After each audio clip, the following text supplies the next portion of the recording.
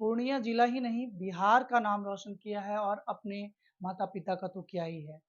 हमारे अभी सीमांचल न्यूज़ के कार्यालय में अंचित जलालगढ़ में 2 दशक के गणना करें तो इस बीच में कोई भी जो प्रतियोगिता में सफल होने वाले बीपीएससी जैसे किसी प्रतियोगिता में सफल होने वाले प्रतिभागी अभी तक नहीं रहे हैं। तो न्यूज़ और मैं आपको खबरों के पीछे की ऐसी खबर दिखाने की कोशिश कर रहा हूँ, जो बाद में चकाचौंध की दुनिया में आते हैं। पहले जो चीज़ें तथ्य होते हैं उनके साथ वो तथ्य मैं आपको दिखाने की कोशिश करता हूँ।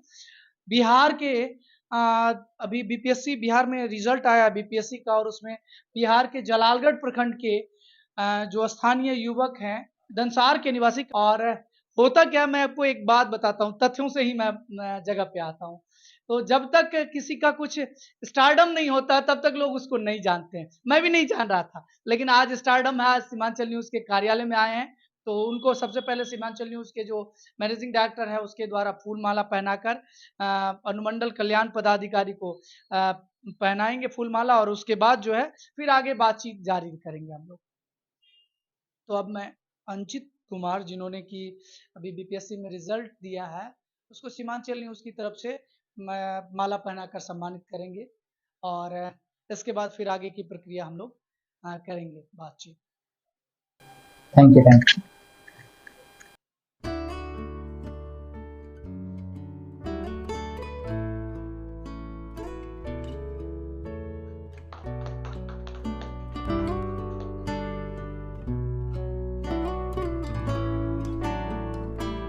बेल्ट से 67वीं बीपीएससी में 389 रैंक लाकर अनुचित ने पूर्णिया जिला ही नहीं बिहार का नाम रोशन किया है और अपने माता-पिता का तो क्या ही है। हमारे अभी सीमांचल न्यूज़ के कार्यालय में अंचित हैं और उनसे मैं बातचीत करूँगा क्योंकि जलालगढ़ में 2 दशक के गणना करें तो इस बीच में कोई भी जो प्रतियोगिता में सफल होने वाले बीपीएससी जैसे किसी प्रतियोगिता में सफल होने वाले प्रतिभागी अभी तक नहीं रहे हैं। तो हम चाहेंगे कि अनुचित से इस विषय में बातचीत करें उससे पहले तो सबसे पहले सीमांचल न्यूज़ की तरफ से आपको हार्दिक शुभकामनाएँ हैं कि बहुत-बहुत धन्यवाद। अ, अंचित सबसे पहले तो जो शुभकामना दी ये तो है ही। मैं ये जानना चाहूँगा कि जलालगढ़ जैसे छोटे से शहर कस्बे से उठकर इतने बड़े मुकाम तक आपने अपना जगह बनाया है।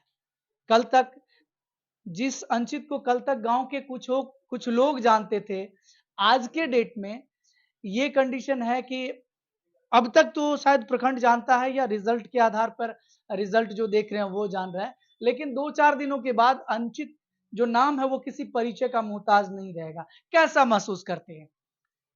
बहुत बढ़िया महसूस कर रहे हैं और मैं इस सब का श्रेय मैं अपने पिताजी को देना चाहूँगा, जिसकी वजह से जो आपने इतनी सारी बातें बोली है, उन्हीं की वजह से ये संभव हो पाया है। चूँकि मैं आपके पिताजी से पूर्व से परिचित हूँ, उनको मैं जानता हूँ, सरल स्वभाव के हैं, शांत स्वभाव के हैं, तो उनका गुण तो आप में होगा ही होगा। पढ़ाई कैसे? आपने मैट्रिकुलेशन कहाँ से किया, प्राथमिक शिक्षा कहाँ से की और उससे ऊपर की शिक्षा क्रमबद्ध हम आपसे जानेंगे। सबसे पहले आपने जो प्राथमिक शिक्षा वो कहाँ से अर्जित की है? मैंने अपने प्राइमरी स्कूल दंसार से 1 टू 5 क्लास किया, उसके बाद मैंने मिडिल स्कूल कठेली से अपने 6 टू 8 की पढ़ाई की है। फिर ND Rungta high school Jalalgarh से मैंने मैट्रिक किया है, उसके बाद मैं इंटर जीसीएसएस कॉलेज रानी पथरा पूर्णिया से किया है। फिर ग्रेजुएशन में 2016 में जेईई मेंस एग्ज़ाम निकाल के एनआईटी कुरुक्षेत्र से बीटेक किया हूँ इलेक्ट्रॉनिक्स एंड कम्युनिकेशन में। 2020 उसके बाद से मैं तैयारी कर रहा हूँ। ये मेरा फर्स्ट अटेम्प्ट है 67th बीपीएससी में। मैं 389वां रैंक आया है और मेरा चयन sub divisional BC and EBC welfare officer के तौर पे हुआ है। इस पद पर चयन को लेकर इस पद ही ना कहें कहें बीपीएससी में चयन को लेकर लाखों आँखें रिज़ल्ट के बाद नम हुई होगी। आपके यहाँ तो खुशियों का दौर है चूँकि आपका रिज़ल्ट हुआ है। तो जलालगढ़ के युवाओं के लिए कुछ बताना चाहेंगे कि किस पद्धति से, किस तकनीक से पढ़ाई करें या कितना पढ़े किन-किन विषयों पर पकड़ हो? चूँकि थोड़ा ये लंबा चलेगा, 10 मिनट लेंगे हम आपका, चूँकि अब तो आपका समय कीमती होता जा रहा है क्षण-दर-क्षण। लेकिन फिर भी हम चाहेंगे कि आप थोड़ा समय दें, कि कैसे तैयारी करना चाहिए आजकल के युवाओं को? क्योंकि आजकल तो जो युवा हैं वो फ़ोन पर ज़्यादा इंटरैक्ट करते हैं। तो फ़ोन को छोड़कर या फ़ोन के साथ कैसे रिज़ल्ट करें, कैसे पढ़ाई करें? पढ़ाई करने का सबका अपना-अपना तरीका होता है। इन ऐसे बीपीएससी और यूपीएससी जैसे एग्ज़ाम की तैयारी के लिए आपको सिर्फ़ सिलेबस पे डिपेंड नहीं रहना पड़ेगा। आपको एक एनालिटिकल अप्रोच अपनाने की ज़रूरत होती है, जिससे आप चीज़ों को समझें, वो उसकी डिमांड क्या है, उसकी रिक्वायरमेंट क्या है, उसके अकॉर्डिंग आप पढ़ाई करें। तो इसमें बहुत ज़्यादा पढ़ने की ज़रूरत नहीं है और बहुत कम पढ़ने की भी ज़रूरत नहीं। लेकिन क्या चीज़ पढ़ना, ये बहुत आपको जजमेंटल होना पड़ेगा इस चीज़ पे। उस हिसाब से आप तैयारी करोगे, तो बहुत ही आसानी से आप सफलता इसमें अर्जित कर सकते हैं। बहुत छोटे शब्द में आपने बहुत बड़ी-बड़ी चीज़ें बच्चों के लिए समझाई। सरल शब्द में यही करें कि सिलेबस का चयन बहुत आवश्यक है और एक सर्टेन लेवल पे स्थिर नहीं रहना है, वर्ल्ड वाइड जाना है, तभी आपका चयन होगा। ये अनुचित जी ने अभी बताया और कुछ एक चीज़ और है, कई लोग कहते हैं कि नहीं फलाने शिक्षण संस्थान में या उस जगह पे आप पढ़ोगे तो आपका रिज़ल्ट हो जाएगा, ऐसे करोगे तो क्या लगता है आपको इसमें कितना सच्चाई है? क्योंकि आपने रिज़ल्ट किया है तो आपको तो पता होगा। ये चीज़ें डिपेंड करता है पर्सन टू पर्सन पे। जो स्टूडेंट है, किसी को किसी शिक्षण संस्थान में काफ़ी सहूलियत होती है वहाँ से तैयारी करने में, किसी को खुद ब खुद वो चीज़ें समझ में आती है और उन्हें वो चीज़ें उतनी ज़रूरत नहीं लगती है। इसमें दोनों तरह से सफल हो जाता है। किसी भी शिक्षण संस्थान के द्वारा जो पढ़ाया जाता है, वो भी अगर आपको समझ में आ रहा है और आपको लगता है कि वो आपके लिए सफिशिएंट है, सबसे पहले आप सैटिस्फाइड रहोगे, तभी आप अपना बेस्ट दे पाओगे। तो आप जहाँ भी पढ़ें, सेल्फ पढ़ें या शिक्षण संस्थान से पढ़ें, आप सेल्फ सैटिस्फाइड रहो, खुद को एनालिटिकल हो जाना चाहिए आपका अप्रोच। उसके बाद ही आप अगर तैयारी कर रहे हो, तो अपने आप को एग्ज़ामिन कर पाओगे सही से सही डायरेक्शन में आप बढ़ोगे तो ज़रूर रिज़ल्ट होगा। शिक्षण संस्थान का रिज़ल्ट। आपकी शिक्षा दीक्षा के आधार पर जो अभी रिज़ल्ट हुआ है, इसका बेसिक जो आधार है, वो क्या है? किसी कोचिंग संस्थान का या खुद का या फिर कुछ पुस्तकें थी ऐसी? हाँ, इसमें सबसे बड़ा मेरा योगदान सेल्फ स्टडी है, लेकिन मैं एक सर का नाम लेना चाहूँगा पटना में, श्री अरुण प्रसाद सर, उसके गाइडेंस में मैंने मेंस का आंसर राइटिंग किया था। अब मैंने सेजन आईएएस में ये अशोक शाह सर के गाइडेंस में मैंने इंटरव्यू की थोड़ी प्रिपरेशन करी थी। तो इस तरीके से मेरा हुआ था, लेकिन मेरा जो मेन फ़ोकस था, वो सेल्फ स्टडी पे था और उसी से मैंने अपनी सफलता अर्जित की। तो कुल मिलाकर आपका ये कहना है कि ज़्यादातर बच्चों को सेल्फ स्टडी पर फ़ोकस करना चाहिए, जिससे रिज़ल्ट ज़्यादा आसान रिज़ल्ट राह जो है, वो हो जाती है, यही ना? एक और चीज़ है कि इंटरमीडिएट के बाद जो है ना, जैसे अ, शाखाओं के बाद जो छोटी-छोटी तनाएँ होती हैं पेड़ की, वो बहुत ज़्यादा मात्रा में निकल जाती है। तो बच्चे जो पटना जाते हैं या फिर इलाहाबाद जाते हैं, दिल्ली जाते हैं, तो चकाचौंध में घिर कर रह जाते हैं, कुछ कर नहीं पाते हैं। मतलब ज़्यादातर अभिभावकों की उम्मीद यही रहती है कि बच्चे हमारे करेंगे पैसा देकर, बहुत मुश्किल से किसान परिवार से इस एरिया के लोग आते हैं, तो करते हैं। तो उनके लिए कुछ संदेश है क्या कि कैसे करें और किन-किन चीज़ों पर पाबंदी करें, चकाचौंध की इस दुनिया में? ये दोनों पे डिपेंड करता है, दोनों की रिस्पॉन्सिबिलिटी है, पेरेंट्स की भी और बच्चे की भी। अगर बच्चे चकाचौंध में बिगड़े नहीं और पेरेंट्स उस पे ट्रस्ट करें। पेरेंट्स जब तक उस पे ट्रस्ट नहीं करेंगे तो वो उसको यूटिलाइज़ नहीं कर पाएँगे। बच्चे को अगर फ्रीडम मिलेगा तो वो पढ़ाई करेंगे, अगर बच्चे फ्रीडम का गलत उपयोग कर दे, फिर पेरेंट्स उस पे ट्रस्ट नहीं, इन दोनों दोनों की रिस्पॉन्सिबिलिटी से ही रिज़ल्ट हो पाएगा। चकाचौंध में हम उन लोगों को ये संदेश देना चाहेंगे कि आपको जो भी अपॉर्च्युनिटी मिल रही है, तो उन चीज़ों का प्रयोग करें और आप एनालिटिकल बनिए लाइफ में, उससे आप करने से आपको क्या मिल रहा है। ऐसा नहीं कि आप पीसीएस का ही तैयारी करिए या किसी भी चीज़ का, आप जो भी चीज़ कर रहे हैं उसमें अपना 100% बेस्ट दीजिए। अगर आप 100% बेस्ट देंगे, अगर आप अपना फील्ड चेंज भी करते हैं तो कहीं भी आपको सफलता मिलेगी। और पेरेंट्स के लिए ये है कि आप अपने बच्चे पे ट्रस्ट करें, बच्चे किस फील्ड में जाना चाहते हैं उस पे जाए और किसी पे थोपे नहीं कि आपको ये करना है, वो करना है। बच्चों का भी सुने और बच्चों पे नियंत्रण रखें। इंजीनियरिंग से सिविल की ओर अचानक से मूव करना या फिर पहले से प्लान था कुछ इस तरह का?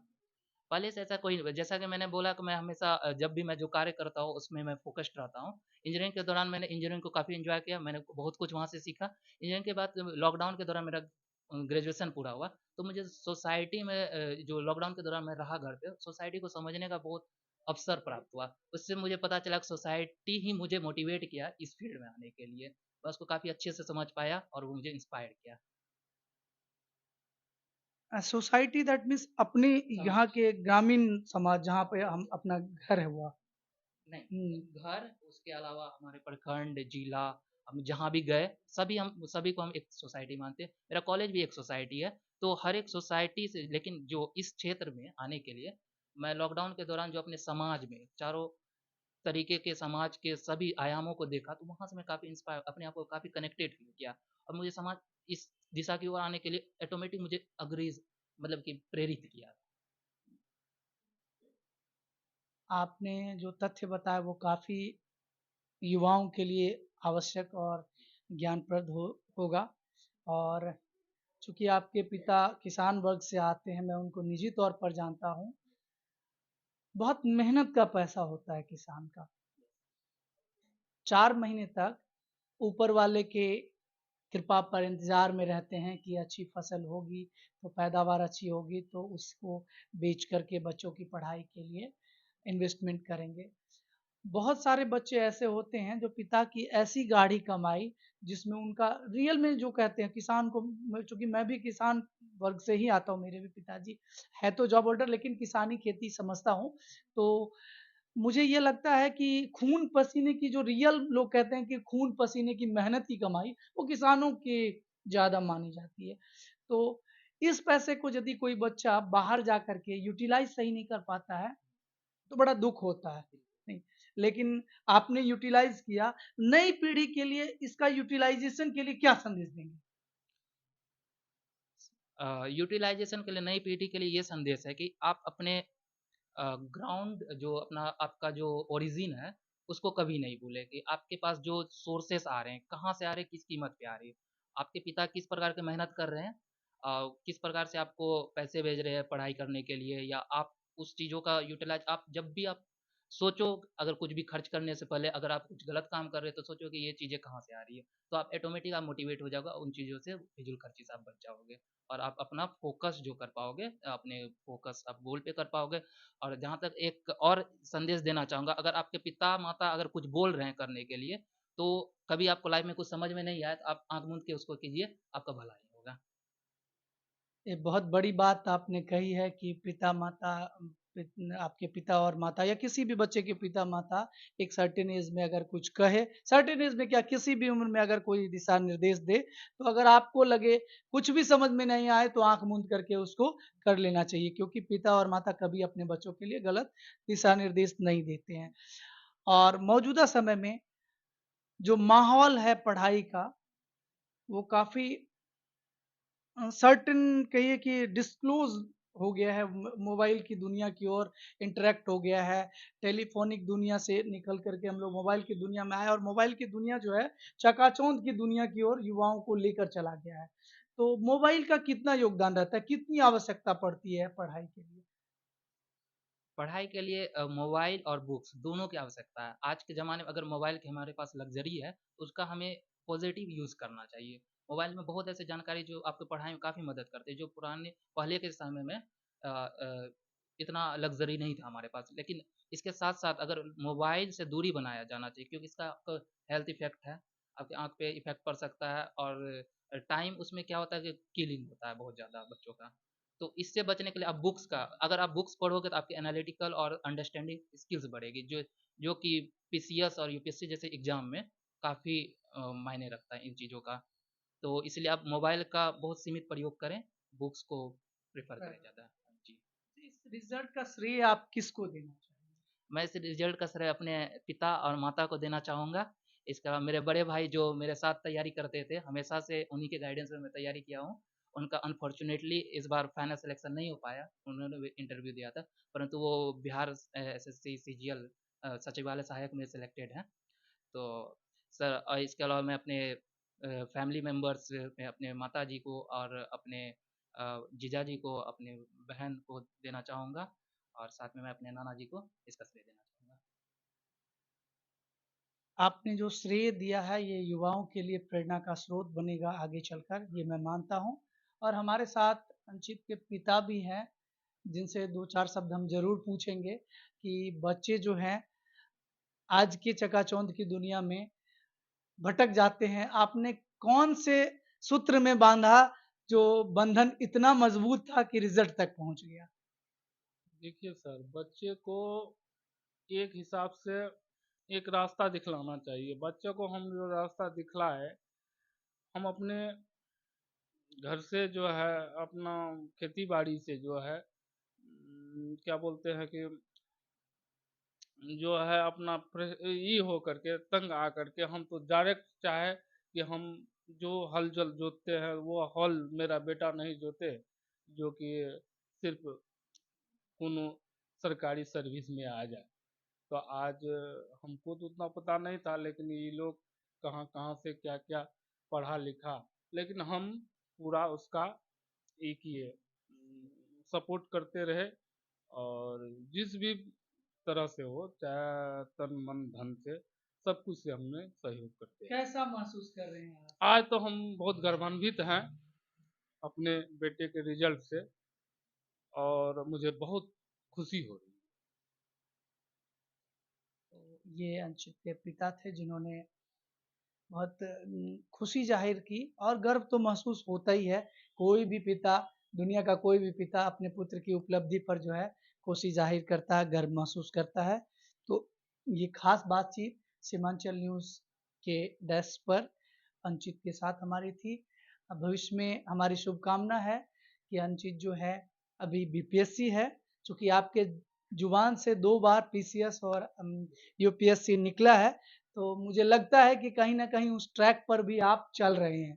तो ये सही है कि अभी लिफ्ट की दुनिया आ गई है, तो लिफ्ट से लोग जल्दी पहुँच जाते हैं, लेकिन सीढ़ियों से चलता हुआ सफ़र जो है ना, वो कभी गिरता नहीं है, एकदम सही जगह पे पहुँचते हैं। तो सबसे आखिरी बार मैं यही कहना चाहूँगा कि पुनः आप इस ऑफ़िस में आएँ, सीमांचल न्यूज़ के, और उस समय में जो है, आपको रिसीव करने मेरी यही शुभकामना है कि आपके साथ 2-4 लाल बत्ती की गाड़ी यहाँ ज़रूर आए, ताकि हमारे कार्यालय का भी, इस कार्यालय का भी थोड़ा-सा प्रचार-प्रसार हो और आपका तो ख़ैर अस्तित्व बने ही बने।